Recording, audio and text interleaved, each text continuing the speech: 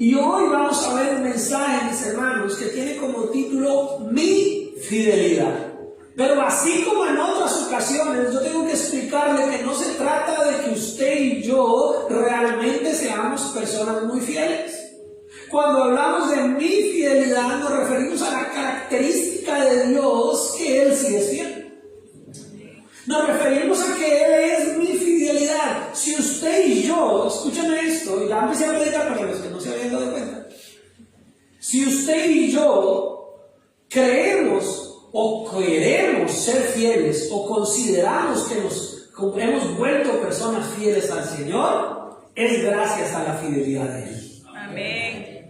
Tal vez éramos infieles, tal vez éramos personas que no éramos coherentes con Dios, tal vez nuestra vida no estaba alineada, tal vez nosotros vivíamos una vida de hoy me parece, mañana no me parece, pero con el tiempo Dios nos ha hecho personas más constantes. Amén. Con el tiempo Dios nos ha hecho personas más coherentes con nuestra manera de vivir, congruentes, no sé qué otra palabra de pronto sinónima le sirva, pero cada vez Dios nos ha hecho personas mucho más íntegras. Amén. Amén. Yo quiero creer que le estoy hablando a la iglesia correcta. Amén. Cada vez Dios nos ha hecho personas que buscamos más su santidad. Tal vez Dios cada día nos ha hecho personas que cada vez queremos y amamos más su palabra. Si estoy hablando con gente así, ¿no? Háganmelo saber, o si no cambio el mensaje, algo saco. Y entonces, si lo hemos logrado, y aún nos falta mucho, pero hasta donde ya hemos logrado el día de hoy, no es porque usted y yo seamos muy talentosos. Déjeme bajarlo de ese curvito en el que usted se montó. Déjeme bajarlo de esa cúspide en la que usted se subió. Déjeme derrumbarle ese altar que se hizo usted mismo. Déjeme derribarle ese pedestal donde usted se montó. Permítame tumbárselo. ¿Me deja? Bueno, voy a tumbarle ese pedestal. Ya tumbé el mío. Ya tumbé el mío, así que ya no puedo tumbar el suyo. Mis hermanos, uno de los problemas que tenemos como iglesia es que nosotros nos hemos a nosotros mismos ensalzado mucho. Nos hemos dado tantos aplausos, tanto reconocimiento, nos hemos elevado tanto nuestro ego y nos consideramos tan buenos, tan piadosos, tan santos, tan íntegros y nos hemos llevado a un nivel de orgullo espiritual. Sí. Y entonces empezamos a orar de pronto como oraba ese fariseo allá en la escritura. Señor, gracias porque no soy como este publicano. Gracias porque no soy como este. Y a veces, mis hermanos, dentro de la iglesia empezamos a tener ese orgullo espiritual. Nos ponemos allá en un pedestal y decimos, menos mal yo no soy como fulano de tal, menos mal yo no soy como fulana de tal, menos mal. Y ahí ya hay un error muy grande. Ahí ya estamos perdiendo la fidelidad. Porque parte de nuestra fidelidad al Señor es darle a Él toda la gloria. Lo aprendimos el viernes aquí en la velada, no lo enseñaron los niños, mis hermanos. Yo solo tuve que complementar, ellos nos dieron la lección. Cuando yo empiezo a darme demasiado reconocimiento a mí mismo por mi propio crecimiento espiritual, le estoy robando la gloria a Dios. Cuando yo empiezo a decir, es que yo sí soy más maduro que fulano de tal, es que yo sí soy mejor, es que yo sí como oro, es que yo sí como ayuno, es que yo sí claro, es que yo sí sé. Ese yo se te empieza a subir y a bajar y te empieza a lastimar tu corazón. ¿Y sabe quién toteado de la risa te mira? Satanás. Satanás te mira toteado de la risa y dice, mire cómo se cree. Mire cómo se cree, este se cree el más santo, ni Elías le da la talla. Mire este cómo se cree, mire este lo que se cree. Mejor dicho, ni Pedro que caminó sobre las aguas se le compara. Ni Moisés que el rostro le resplandecía se le compara a este creyente. O a este pastor. O a este líder, o a esta líder. porque empezamos a pensar demasiado acerca de que somos nosotros y se nos olvida que es gracias a su fidelidad. Amén. Si tú, no estoy diciendo que no valoremos, si tú has podido caminar en integridad, gloria al Señor, bienaventurado, dice la palabra, bienaventurada, dice la palabra. Lo importante de esto, mis hermanos, es que sepamos que no es gracias a nosotros, que es gracias al Señor.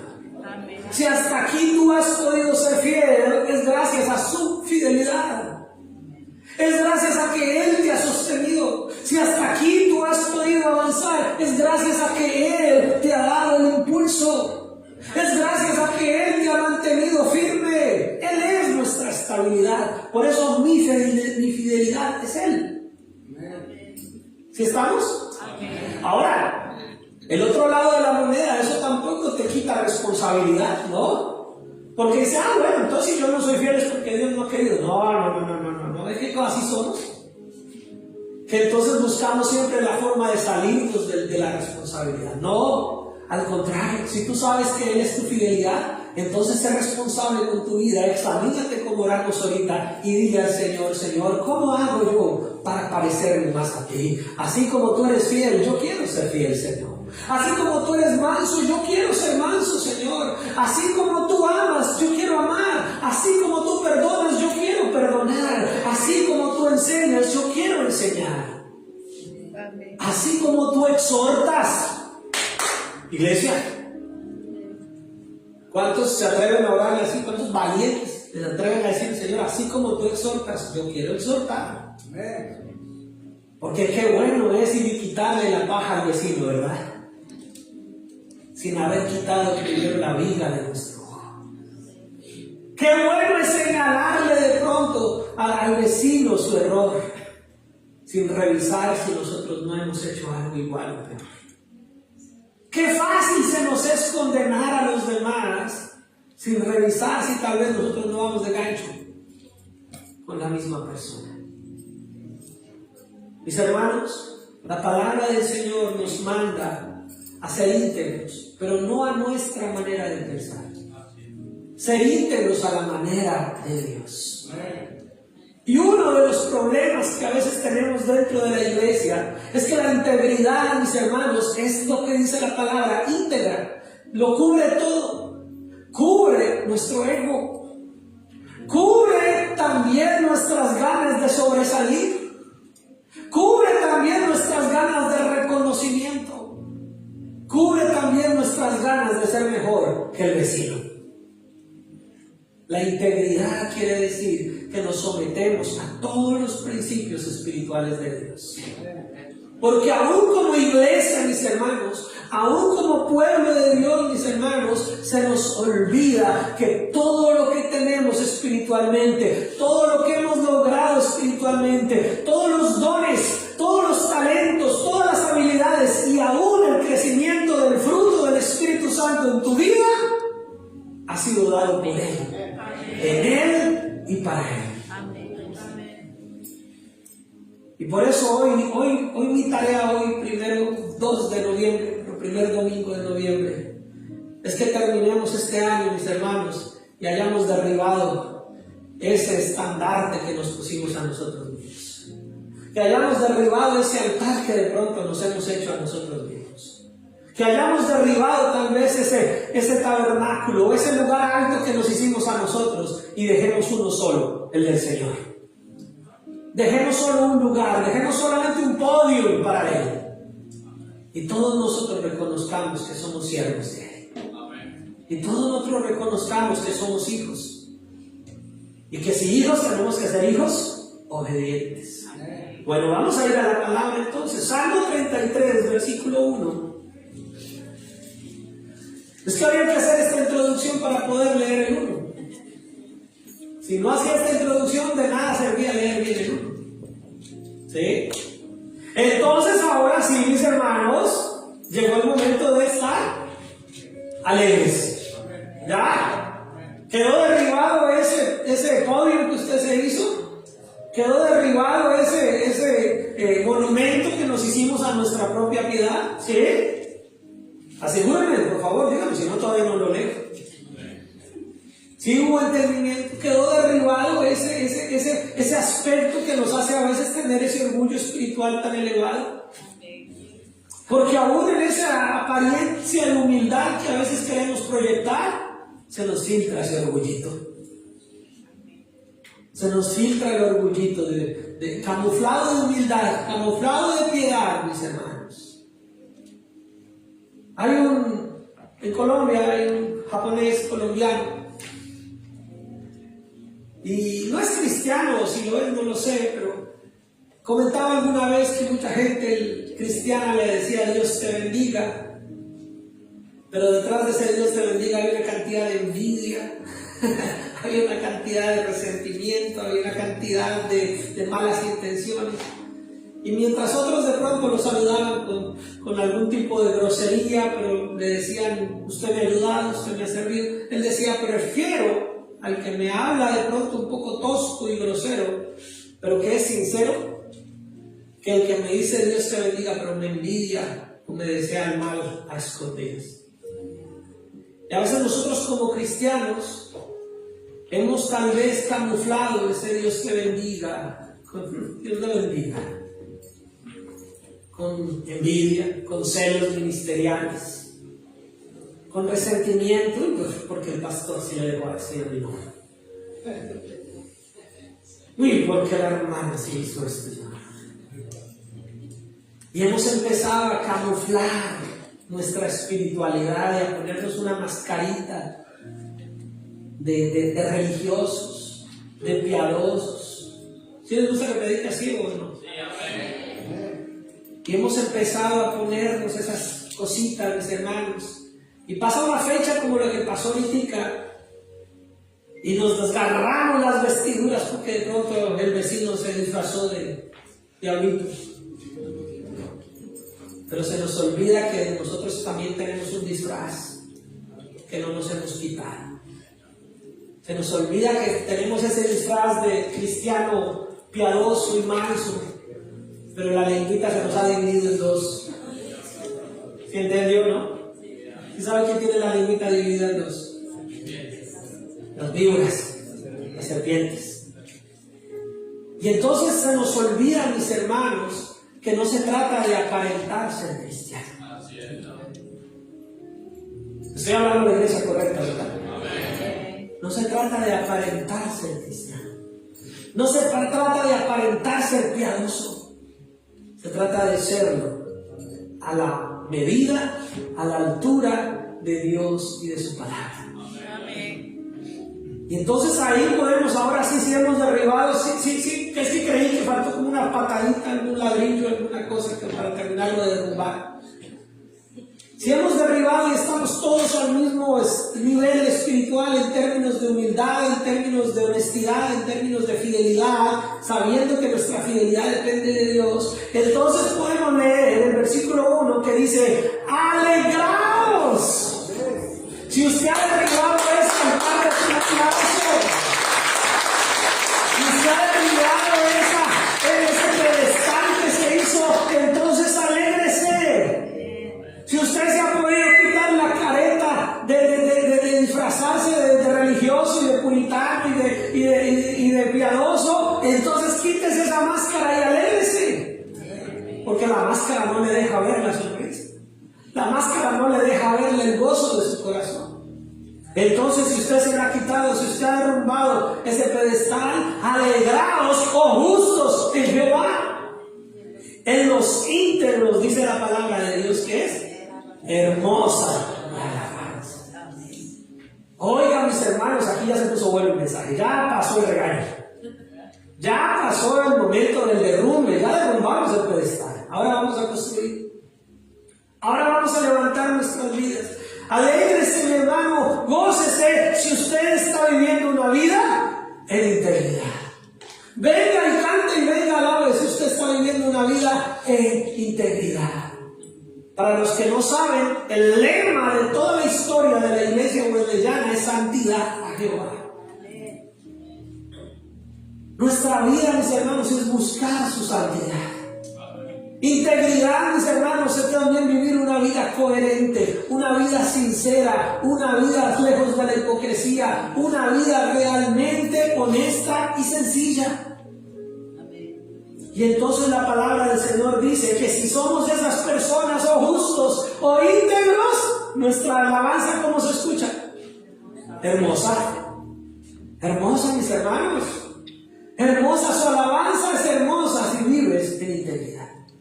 La hermosura de la alabanza no es por el sonido, no es por los instrumentos. La hermosura de la alabanza es por nuestra integridad. Mire eso, derrumbamos las estrategias humanas ahí.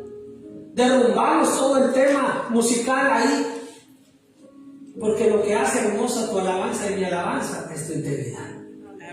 Y bueno, ahí sí la perfeccionamos, pero lo que la hace hermosa primero es el corazón de justos e íntegros. Y entonces dice: aclamad a Jehová con arpa, cantadle con salterio y decacordio. ¿Qué quiere decir? Si tu vida está en integridad, si tu vida está en santidad, si tu vida está caminando con el Señor, si tú eres un justo, una justa del Señor, entonces póngale gozo, póngale alegría. Entonces ahí sí pongamos el piano, pongamos la guitarra, pongamos la batería, pongamos el salterio, el decacordio. Esos eran instrumentos de esa época, hoy no los tenemos o son variables, pero entonces pongámosle sabor, pongámosle gozo, pongámosle alegría a adorar al Señor. Amén. Y dice: cantarle cántico nuevo. Cuando habla de cántico nuevo, mis hermanos, eso también derrumba un poco la religiosidad. Te lo voy a explicar por qué.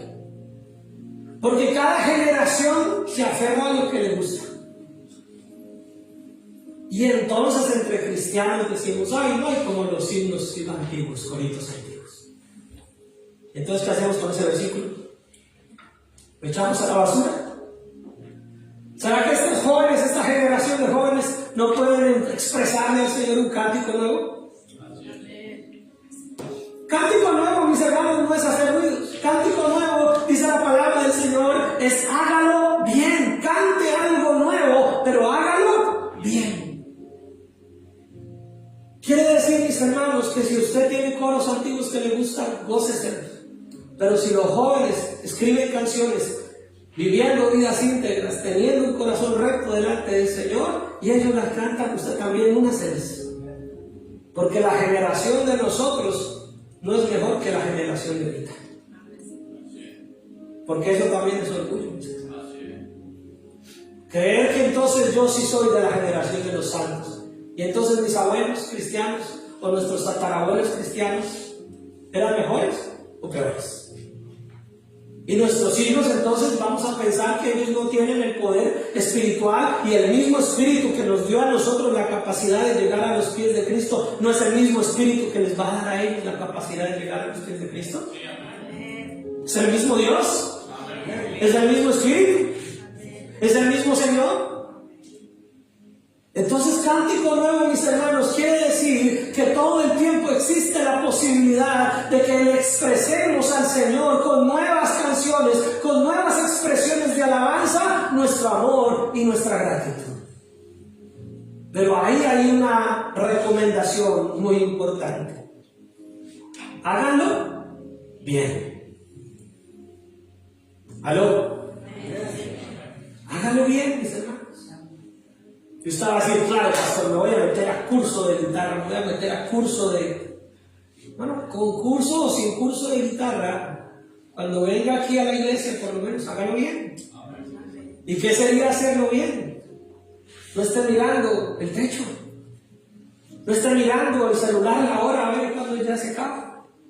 No esté criticando si la canción era la que usted quería o no la que no quería. Si ya estás aquí como iglesia, hágalo bien. Hacerlo bien es hágalo con su corazón, sin estar mirando al de al lado. Uy, mire este cómo canta. Uy, mire este como que no, este no tiene voz como yo, que yo sí tengo voz. Yo debería estar allá. Eso no es hacerlo bien. Hágalo bien allá o hágalo bien acá. Hágalo bien ahí, hágalo bien en su carro. Hágalo bien aquí, hágalo bien en su baño. Hágalo bien aquí, hágalo bien en su que yo en mi casa sí canto bien, y aquí ¿por qué no? Otro dirá, no, yo en la iglesia sí canto bien y en su casa ¿por qué no? En todo lugar cántele al Señor y hágalo bien.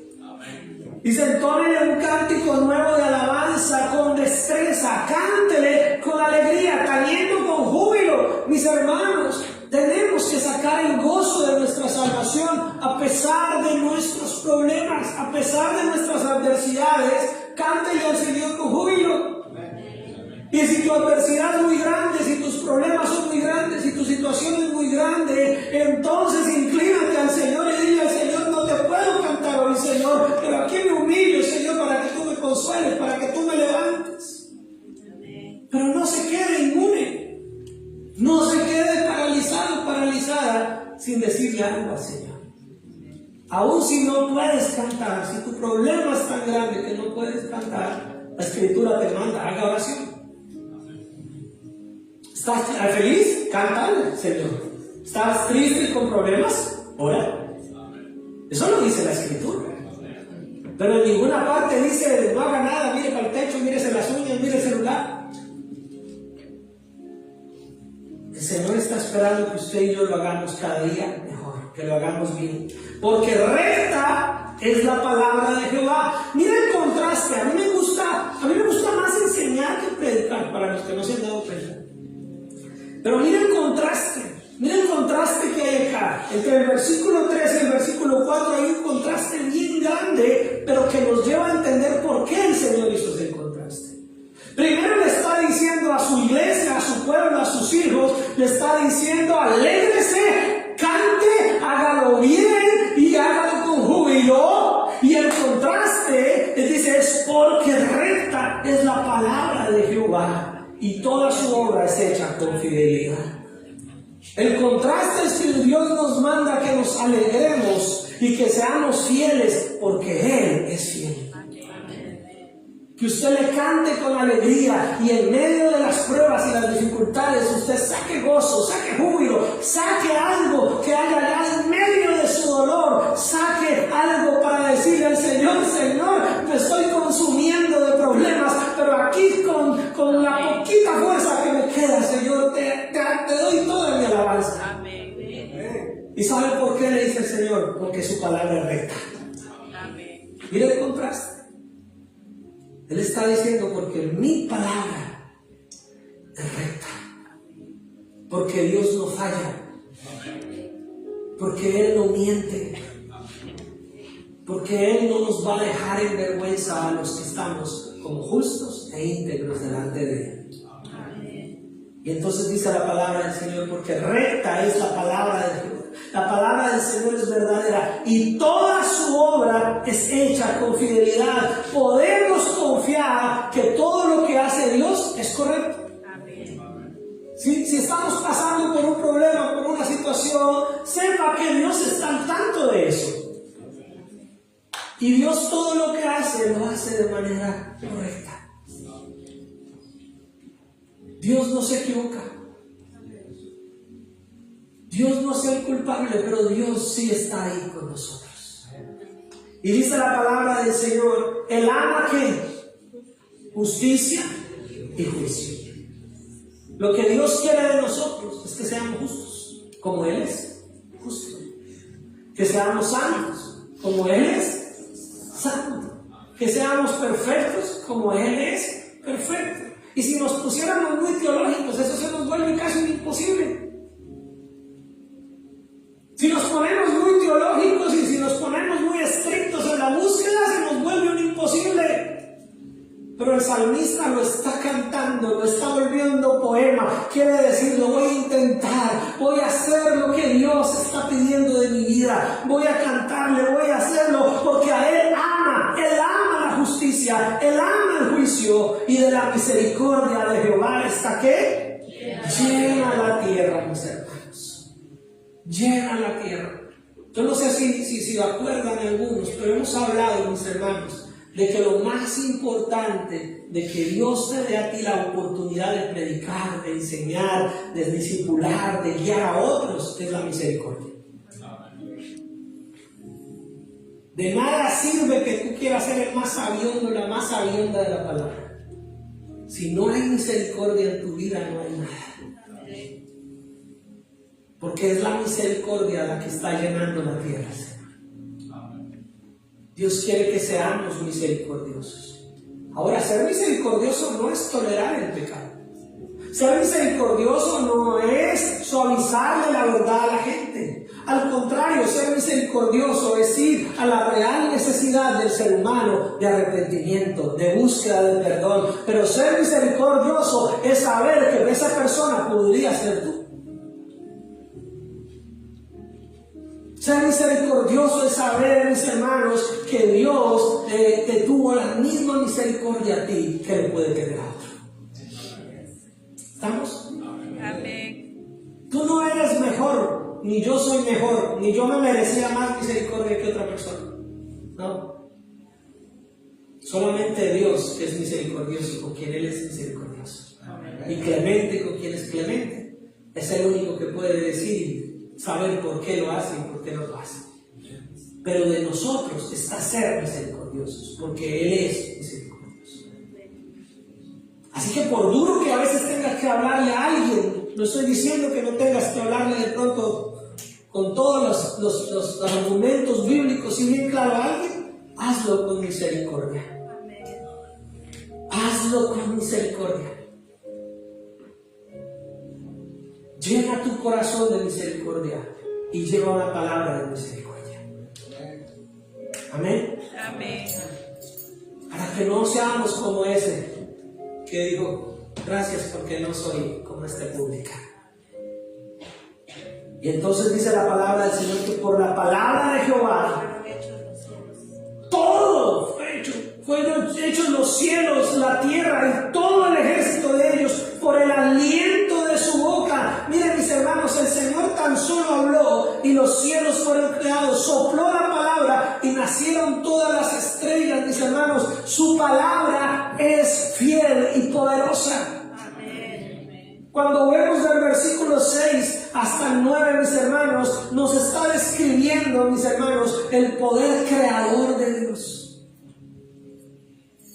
Y dice la palabra del Señor que por su palabra todo lo que existe fue hecho. Y vuelvo y le recargo, hubo un contraste entre pedirle al Señor que nos haga justos, íntegros, para poderle cantar con alegría, basado en el hecho de que su palabra es verdad, que Él es fiel y que su palabra tiene el poder de crear.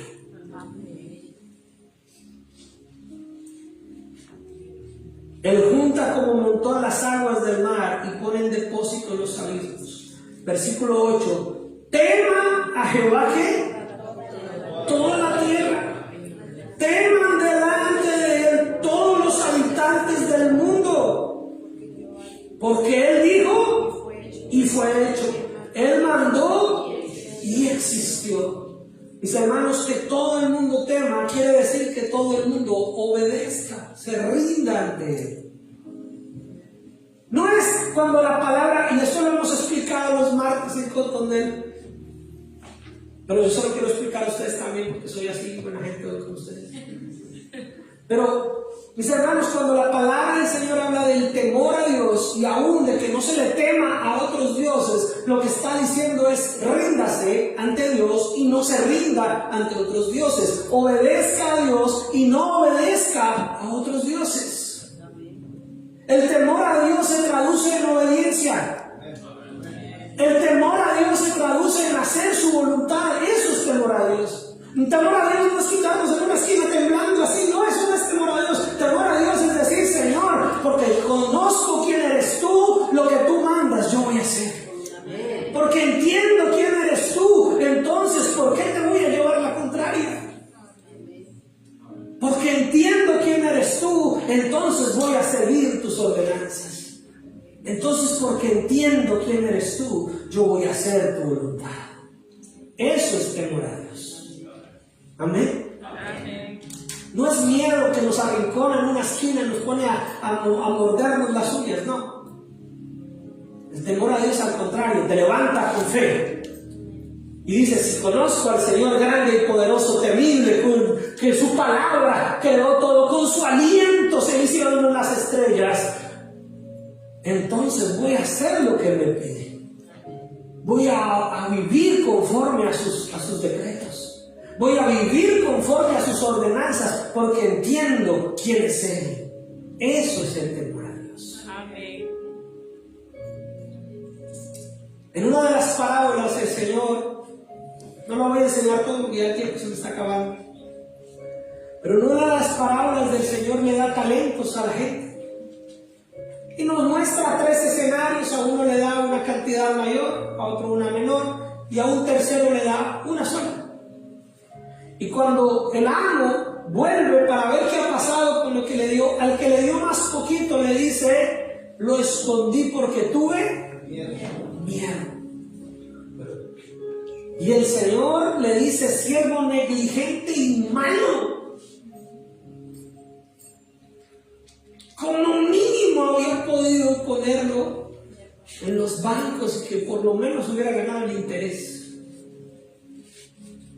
Así que ese miedo que paraliza y que no nos deja hacer la voluntad de Dios no es temor a Dios, es cobardía.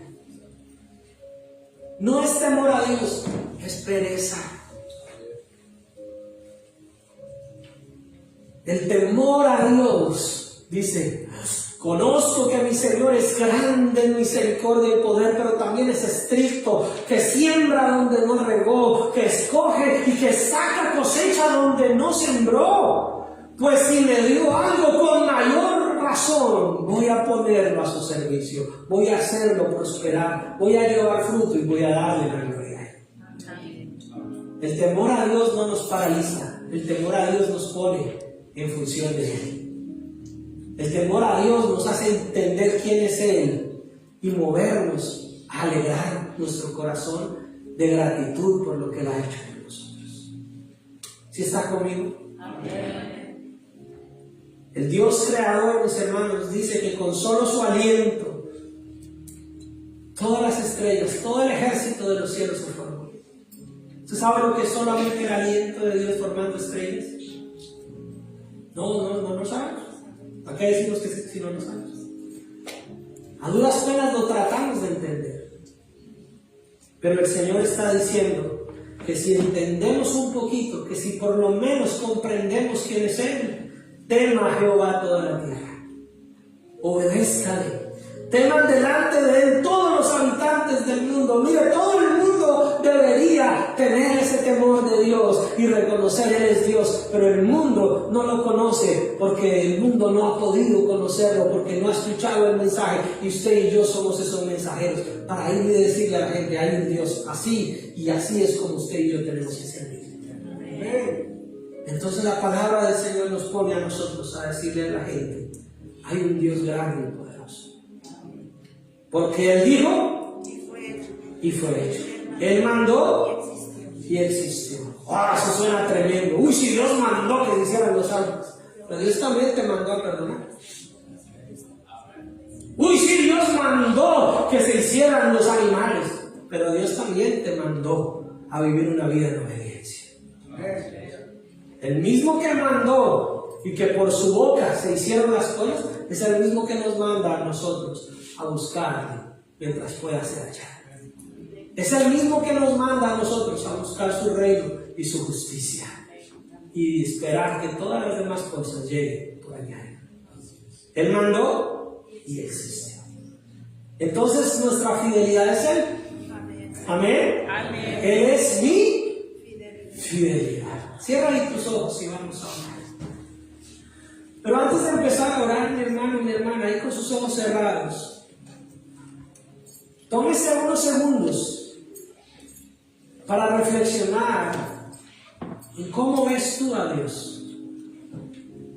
¿Cómo es tu entendimiento de quién es Él? ¿Y cómo puedes hacer que tú seas más fiel basado en ese entendimiento que tienes de Él?